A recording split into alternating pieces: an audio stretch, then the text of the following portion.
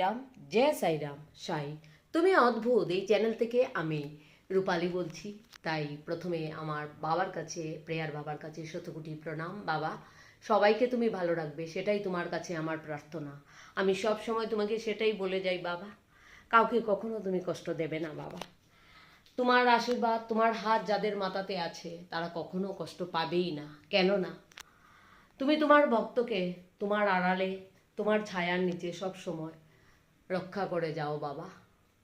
তাই আমার বাবার দরজাতে যারা আসছে তাদের জন্য আমি কখনো চিন্তা করি না।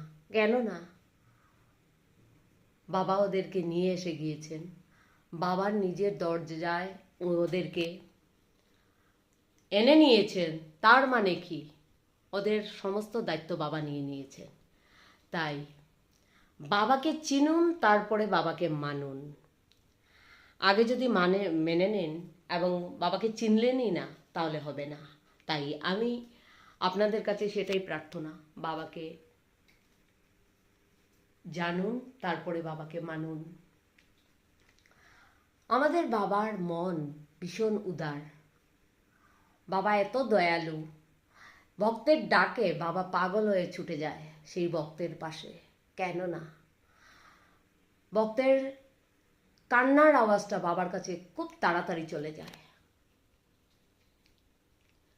আপনি অনেক দুঃখতে আছেন, অনেক কষ্টতে আছেন, আর আপনার মনে হয়েছে সাই বাবাকে একবার ডেকে আওয়াজ দেই।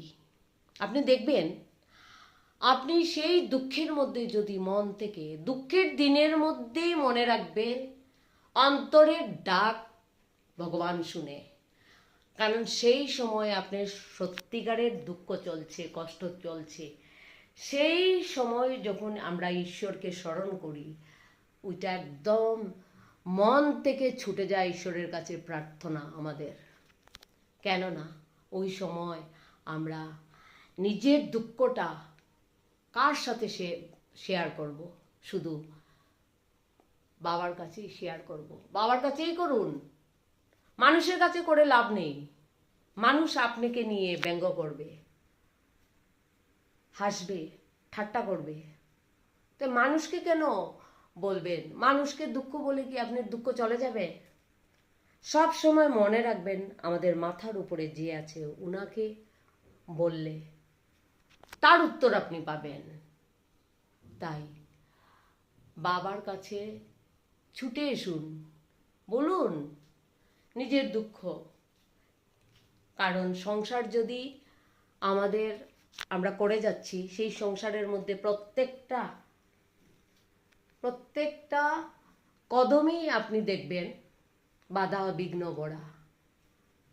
তাতে কি আপনি ভয় পেয়ে নেবেন? কেন ভয় পাবেন? আপনি মনের মধ্যে রাখবেন, আরে আমাদের বাবা আছে, বাবা থাকতে আমাদের কখনো কোনো কষ্ট হতেই পারে না। এতটুকু বিশ্বাস রাখবেন বাবার উপরে। বাবা সব দেখতে পাচ্ছে আমাদেরকে, আমরা কখন কি করছি। কিন্তু বাবা সবসময় বেশি কোন রাস্তাটা দেখে? যাদের বেশি দুঃখ চলছে, বাবা ওদের কাছে ছুটে যায়। ভক্তের ডাকে বাবা যে থাকতে পারে না, বাবা সেই ভক্তের পাশে দাঁড়িয়ে বাবা ওই সময় কিভাবে ভক্তকে রক্ষা করে, সেটা সেই ভক্তই বুঝতে পারবে, বলতে পারবে। আমরা তো সামান্য মানুষ, আমরা সকাল থেকে বিকাল শুধু ভুলই করে যাই। তাই ভুলের মধ্যেও ভগবানকে ডাকুন। ভুল করছেন, বাবাকে বলুন, বাবা আমার ভুল হয়ে গিয়েছে, মাপ চেয়ে নিন বাবার কাছে। আমাদের বাবা এমনিতেই দয়ালু, কৃপালু, এত উদার মন। আমাদের ভুল হলেও আমাদের বাবা আমাদেরকে মাফ করে দেন। নিজের কষ্ট দুঃখটা বাবার সাথে শেয়ার করুন।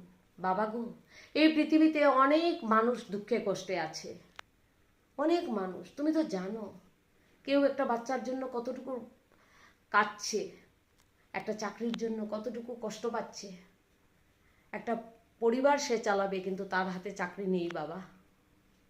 অনেক ঘরে সন্তানরা মা বাবা অসুস্থ, মা বাবাকে রক্ষা করার জন্য অনেক কষ্ট করছে, অনেক মা বাবার সেবাও করছে, কিন্তু তথাপি মনের মধ্যে একটা ভয়, কখন মা বাবা চলে যাবে আমাদেরকে ছেড়ে। ওদেরকে রক্ষা করো বাবা।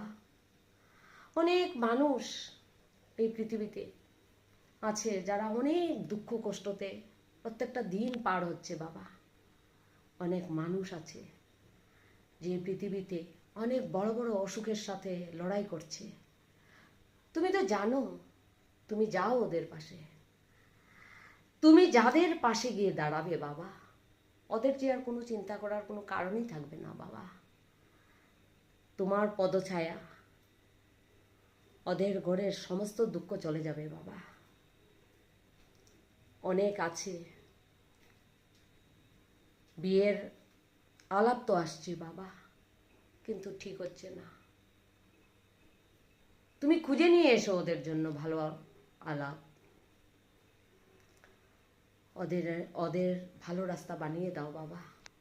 তোমার কাছে তো আমি সবসময় মানুষের ভালোই প্রার্থনা করি বাবা, সবাই ভালো। আমি জানি তোমার যদি সত্যিকারের ভক্ত হয় তাহলে সে কিভাবে হতে পারবে, সে যদি মানুষের ভালো চিন্তা করে, তাহলে বাবা তুমি ওকে বুকে টেনে নিয়ে যাবে সেই ভক্তকে। তুমি সব সময় তোমার শিক্ষার মধ্যে এইটাই আমাদেরকে শিখিয়ে দিয়েছো বাবা, যে সব সময় মানুষের ভালো কর, এই পৃথিবীর সবাই ভালো করবে। তোমার শিক্ষাতে যাতে আমরা সব সময় চলতে পারি, সেই আশীর্বাদটুকু আমাদের উপরে রাখবে বাবা, আমাদের উপরে রাখবে। তোমাকে তোমার ভক্তরা কেন বাবা ডাকে? কারণ তুমি বাবার পাঠটা, তুমি বাবার যে দায়িত্বটা নিভিয়ে যাচ্ছ বাবা।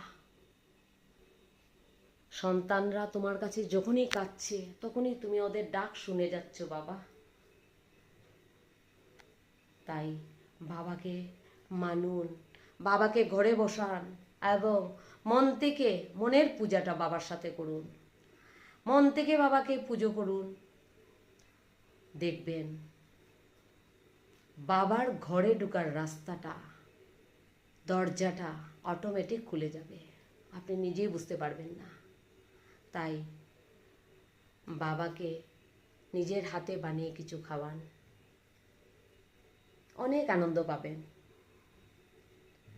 যারা আমার প্রেয়ার বাবার দর্শন করছেন, বলুন কিছু কিছু বলার থাকলে বাবাকে বলুন।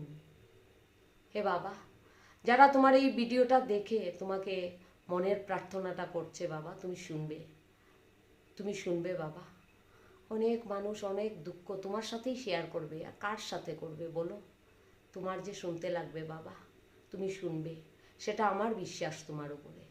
সব সময় বাবার উপরে বিশ্বাস নিয়ে থাকবেন, ওই বিশ্বাস থেকে এইদিক ওদিক যাবেন না, শুধু বিশ্বাস সেটাই রাখার চেষ্টা করুন। বাকি বাবা জানেন। ওম সাইরাম, জয় সাইরাম বাবা। তাই সবাই লাস্টে বাবাকে আবার আপনাদেরকে দর্শন দেখিয়ে যাচ্ছি, বাবার দর্শনটা দেখে নিন। বাবা গো, সবাই তোমাকে দেখছে, তুমি অনেক আশীর্বাদ করো সবাইকে, এবং বাবার ফল প্রসাদ আপনারা দেখে নিন। আমি নিজের হাতে বাবার জন্য অন্নভোগ বানিয়ে বাবাকে দিই, তাই আপনারাও চেষ্টা করুন নিজের হাতে অন্নভোগ বানিয়ে বাবাকে খাওয়িয়ে দিন। বাবার অন্নভোগ আপনারা দেখছেন, মনে রাখবেন সেটাও আপনাদের আশীর্বাদ বাবার মিলবেই। বাবার ভোগ প্রসাদ আমরা যদি দেখি তাতেও আমাদের বাবার আশীর্বাদটা মিলে, তাই আপনাদেরকে দেখিয়ে নিলাম। এবং এই প্রদীপটা জ্বালানোর জন্য আমি বারবার বলে যাচ্ছি আপনাদেরকে, অনেক প্রবলেম, অনেক সমস্যা থাকলে এই এক মিট্টিকা দিয়া এই প্রদীপটার নাম আমি দিয়েছি। এটা সাই শ্রদ্ধা সগুড়ি চ্যানেলের ডেসক্রিপশন মে আপনাদেরকে লিঙ্কটা মিলে যাবে, তাই আপনারা দেখুন এবং অনেক সমস্যার থেকে আপনারা শান্তি পাবেন। ওম সাইরাম, জয় সাইরাম বাবা।